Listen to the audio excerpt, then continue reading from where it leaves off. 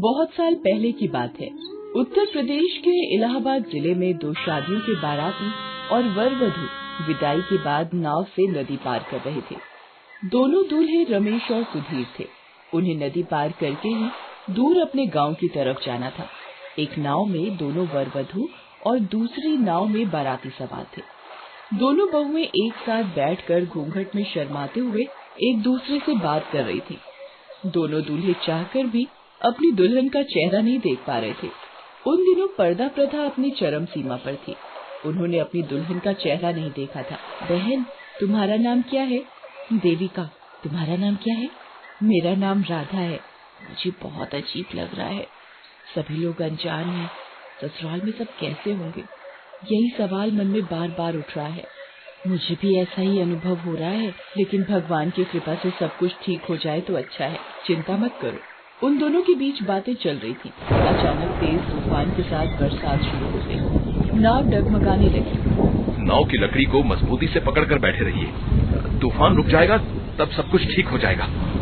हाँ, आप लोग बस मजबूती से नाव को पकड़े रहो। तूफान तेज होने लगा और नाव जोर जोर से हिचकोले खाने लगी। दोनों दुल्हनों का डर से बुरा हाल था। हे भगवान, हमारा क्या होगा? बहन, हिम्मत से काम लो, सब ठीक हो जाएगा। प्रकृति के कहर के सामने इंसान बेबस हो जाता है। तेज तूफान ने नाव को देखते ही देखते पानी में डुबा दिया। दोनों दूल्हा दुल्हन तेज बहाव में पानी में बहने लगे थे। बाराती भी डूबकर पता नहीं कहां चले गए थे। एक दूल्हा और दो दुल्हनें किनारे पर पहुंच गई थी, जिसमें एक दुल्हन कुछ होश में थी और दूसरी बेहोश थी। दूसरे दूल्हे का भी कहीं कुछ पता नहीं चल रहा था। ऐसा लगा जैसे पानी की धारा ने उसे कहीं दूर बहा दिया है। दूल्हे रमेश ने चारों तरफ नजर दौड़ाई। उसका ध्यान बेहोश दुल्हन पर गया और उसने उसे दोनों हाथों से उठा लिया और दूसरी दुल्हन को चलने का इशारा किया। हमारा घर तो यहाँ से बहुत दूर है, इसलिए हम पहले पास के गांव चलते हैं, फिर उसके बाद वहाँ से अपने गांव सूचना भेज देंगे। दूसरी दुल्हन भी कुछ नहीं बोल रही थी। वो चुपचाप दूल्हे के साथ चल रही थी। कुछ ही देर में गांव के कुछ लोगों की सहायता से वो एक घर पर पहुंच गए। दूसरी दुल्हन को कुछ होश आ गया था, लेकिन वो कुछ बोल नहीं पा रही थी। पहली दुल्हन भी गुमसुम बैठी थी। तुम्हारा नाम क्या है? दुल्हन ने कोई जवाब नहीं दिया और मुंह लटकाकर बैठी रही। शर्माओ नहीं, अपना नाम बताओ, वरना हम तुम्हें कैसे पहचानेंगे? मुझे कुछ याद नहीं कि हम कहाँ हैं। अरे, ये क्या कह रही हो? अपना नाम बताओ। उसी समय गांव का एक बुजुर्ग आदमी कहता है, अरे बेटा, ऐसा लगता है कि ये बच्ची अपनी याददाश्त खो चुकी है। इसके सिर पर भी गहरी चोट लगी है। इसके खून भी बह रहा है। पहले तुम जल्दी से इसकी दवा लगा दो। दूसरी दुल्हन तो कुछ बोल ही नहीं पा रही थी, क्योंकि सदमे से उसके दिमाग पर गहरा असर पड़ा था। गांव वालों की मदद से उस दूल्हे और दोनों दुल्हनों को उनके गांव पहुंचा दिया गया। दोनों दुल्हनों का इलाज शुरू हो गया। पहली दुल्हन अपनी याददाश्त खो चुकी थी और दूसरी दुल्हन कुछ बोल ही नहीं पा रही थी। रमेश की स्थिति बड़ी दयनीय हो गई थी। उसे ये भी नहीं पता था कि उन दोनों में से उसकी असली दुल्हन कौन है। दूसरी दुल्हन का दूल्हा कहाँ है? ये सवाल भी उसके मन में बार बार उठ रहा था। वो तुरंत उठा और नदी के किनारे पहुंच गया। उसने दूर दूर तक दूसरे दूल्हे की तलाश की, लेकिन उसका कहीं कुछ पता नहीं चला।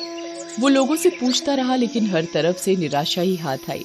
उसने अपने ससुराल में इस घटना का संदेश भेज दिया, लेकिन वे लोग घर बंद करके मुंबई जा चुके थे। वो रोज सुधीर की तलाश में निकलता और शाम तक निराश होकर लौट आता। नदी की तेज धारा सुधीर को न जाने कहां बहा कर ले गई। इन दोनों दुल्हनों के स्वास्थ्य में कोई सुधार नहीं आ रहा था। रमेश की निराशा बढ़ती चली गई। एक दिन उसे एक गांव वाले ने आकर खबर दी। उसने कहा, रमेश भैया, मैंने सुना है कि रामपुर नामक एक गांव में एक आदमी नदी के किनारे दूल्हे की पोशाक में बेहोश मिला था। कई दिनों के बाद अब उसे होश आ गया है। आप जल्दी चलेंगे तो उससे मुलाकात हो पाएगी। इतना सुनते ही रमेश वहां से झटपट साइकिल पर सवार होकर रामपुर गांव जाने के लिए निकल पड़ा। वो गांव में पहुंच गया था। वहां उसने पूछताछ की।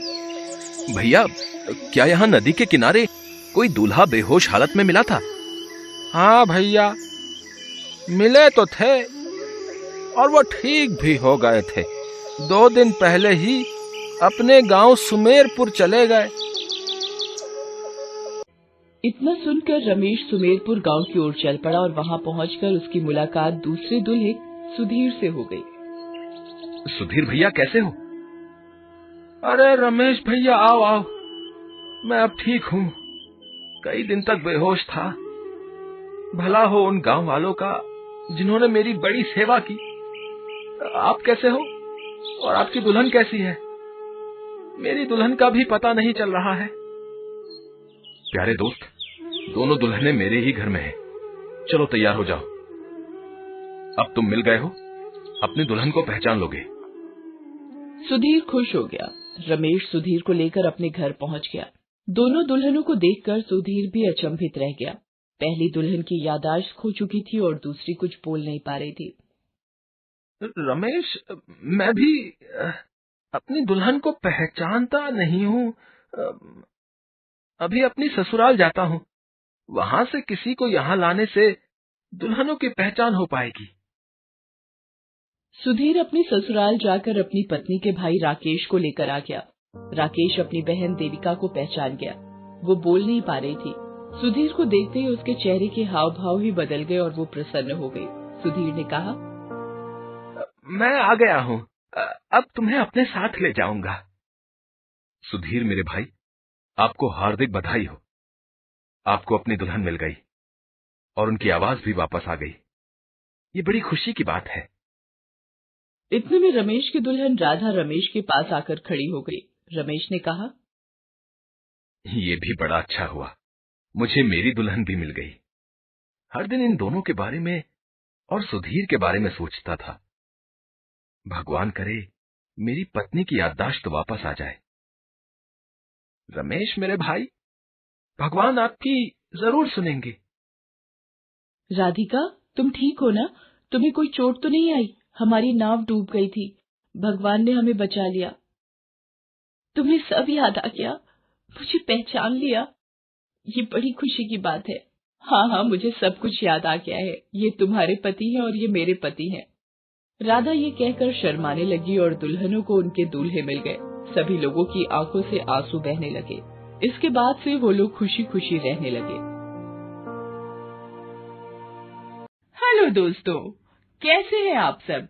हमारी कहानियां देखने के लिए हमारे चैनल को सब्सक्राइब कीजिए और हाँ, बेल आइकॉन पर क्लिक करना मत भूलिएगा।